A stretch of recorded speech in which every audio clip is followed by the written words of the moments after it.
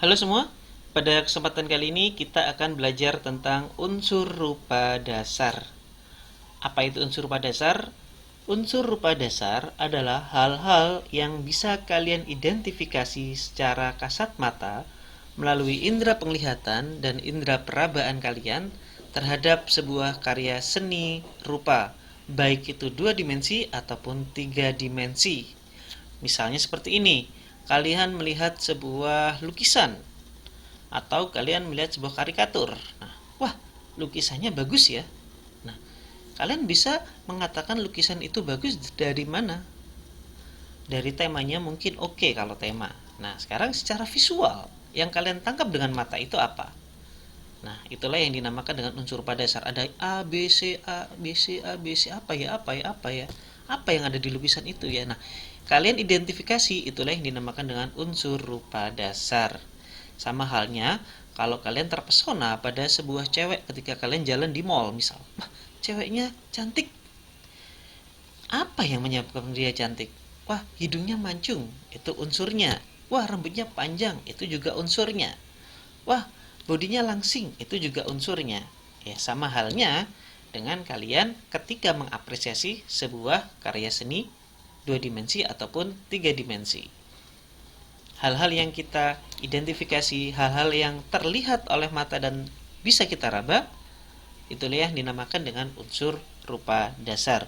Unsur rupa dasar ini tersusun di dalam sebuah bidang gambar kanvas pedestal untuk tiga dimensi, tersusun secara estetika, mempunyai nilai-nilai keindahan, dan menjadilah sebuah karya seni.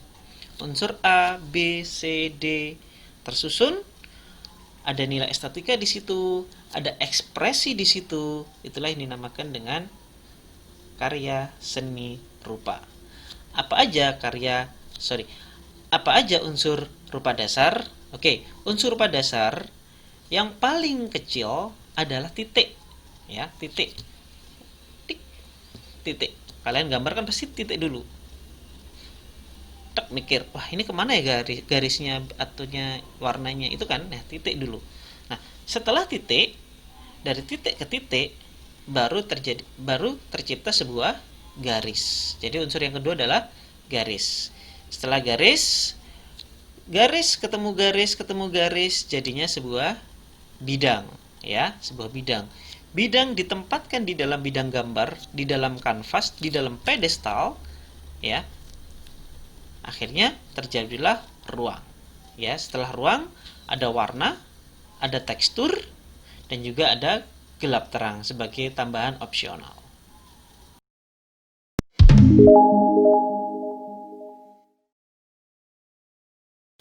Yang pertama, unsur rupa dasar adalah titik, ya, titik. Oke. Nah, titik itu secara visual hampir tidak kelihatan, ya, karena hanya seperti ini aja titik. Tetapi bila dari titik, ya, dari titik-titik ini terkumpul, mungkin kalian bisa tahu apa ini. Iya, ini kita mengenalnya dengan istilah pointillisme. Jadi titik-titik yang terkumpul sehingga membentuk sebuah tekstur, membentuk sebuah arsiran. Bahkan ada lukisan dengan aliran pointillisme, itu dari titik-titik tertentu, ya. Ini titik. Oke. Jadi dimensi titik memang sangat kecil, tetapi apabila bisa kita maksimalkan, kita bisa mendapatkan karya seni rupa yang sangat estetis. Oke. Nah, sekarang selanjutnya adalah garis, ya. Selanjutnya adalah garis.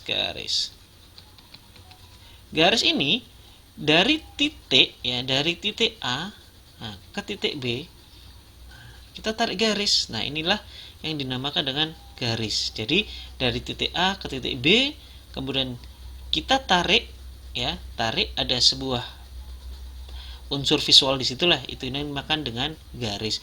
Ada garis lurus, ya, ada garis putus-putus, ada garis lengkung, bahkan ada garis yang tidak beraturan, ya. Nah, ini bisa kita maksimalkan nantinya menjadi sebuah karya seni.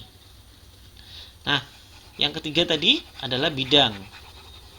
Kita hapus dulu. Yang ketiga adalah bidang. Bidang.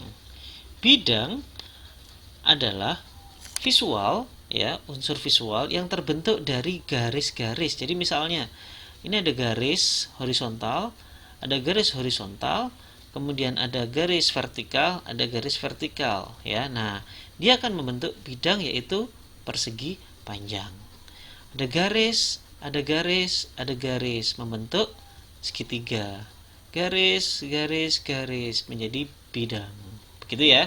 Nah, setelah bidang, apa lagi? Nah, setelah bidang adalah warna. Ya, adalah warna. Oke, sekarang kita coba. Kita hapus dulu.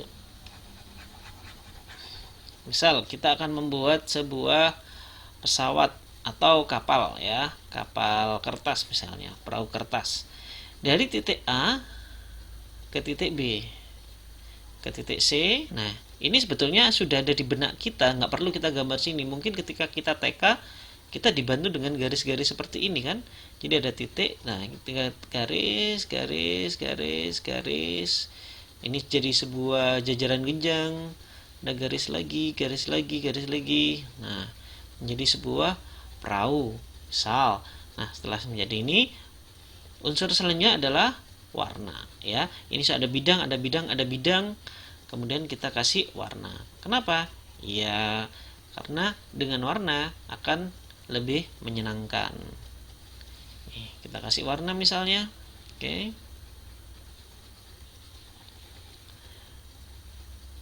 Seperti ini, ya. Ada warna. Contohnya.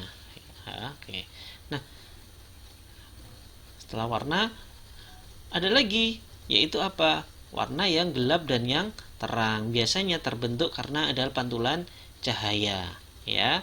Jadi ini warna yang sama, kemudian warnanya sedikit lebih gelap. Nah, kita mengenalnya dengan istilah shadow. Ini misalnya gelap terang seperti ini. Set. Ini yang gelap, ini yang terang. Ini juga sama. Tuh.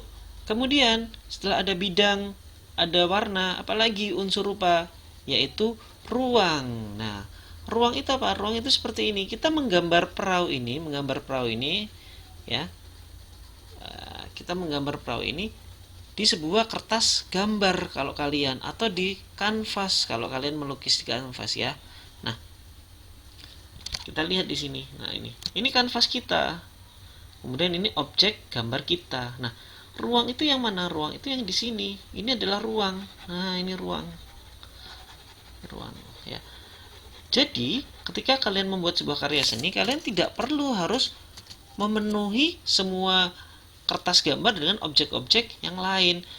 Unsur kosong seperti ini pun, ini juga termasuk unsur rupa dasar, yaitu ruang, ya. Nah, ini. Jadi, tidak harus penuh. Sesuaikan aja ruangnya berapa persen dari objek gambar itu. Selanjutnya adalah tekstur. Tekstur adalah sebuah permukaan benda, halus kasarnya sebuah permukaan benda. Nah, kalau di bidang gambar ini bagaimana menciptakan sebuah tekstur? Nah, kita bisa memaksimalkan unsur-unsur rupa yang sebelumnya. Misalnya kita membuat dari garis. Nah, ini ya misalnya, ya. Nah, ini teksturnya di sini kasar misalnya. Kita bisa menggunakan titik-titik. Nah, pointillisme, ya. Pointillisme ini di sini. Titik seperti itu. Ini. Oke. Ini titik kan? Nah, sekarang yang di sini kita bisa menggunakan garis. Nah, kita menggunakan garis. Nah, ini tekstur, ya. Nah, kan berbeda dengan yang tadi. Sekarang kesannya dia lebih nyata, lebih real. Karena apa? Karena ada tekstur di permukaannya. Seperti itulah. Inilah jadi sebuah karya seni yang terbentuk dari unsur-unsur rupa. Ini yang sederhana ya, yang sederhana. Nah, kalau lukisan-lukisan itu, wah makanya bisa sangat mempunyai nilai estetika tinggi. Kenapa? Karena dia bisa mengolah unsur-unsur rupa, mulai titik, garis, bidang, warna dan sebagainya menjadi sebuah karya seni yang sangat tinggi.